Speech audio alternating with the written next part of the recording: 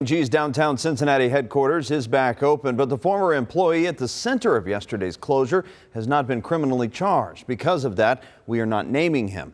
WCPO 9 News reporter Whitney Miller is looking into his background. Whitney, what have you uncovered? Yeah, well, we all watched yesterday as this former employee was led away by police, but police say his mental health needs to be evaluated. Court documents show the man at the center of Wednesday's P&G shutdown had a mental health warrant. And it's unclear if that warrant was generated yesterday or if it was already active last year. It allows an individual or an institution to say that somebody has issues, mental health issues, and that they should be evaluated to see whether or not, one, they're a danger to themselves, or two, a danger to other people. The man taken into custody was a former P&G employee.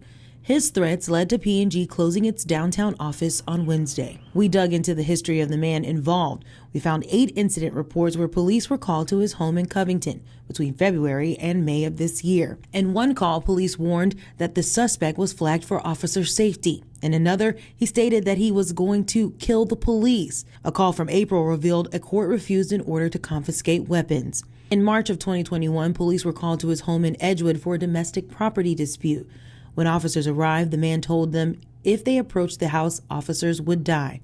A prosecutor told police not to charge him because no criminal action had been taken. Criminal defense attorney Martin Pinellas is not representing the man, but offered some insight on what happens in cases where the subject has a history of mental health. The authorities are probably going to look at what is the result of the mental health evaluation that is being done now.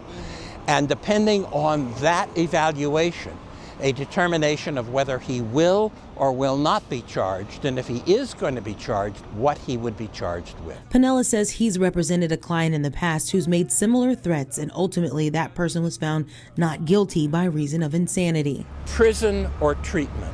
And if you're looking at the long run, long range, you want to have treatment so that this doesn't happen again. Now, right now, that former employee is at the St. Elizabeth Hospital in Covington. We'll have to wait and see what the results of that evaluation is. For now, in downtown Cincinnati, Whitney Miller, WCPO 9 News.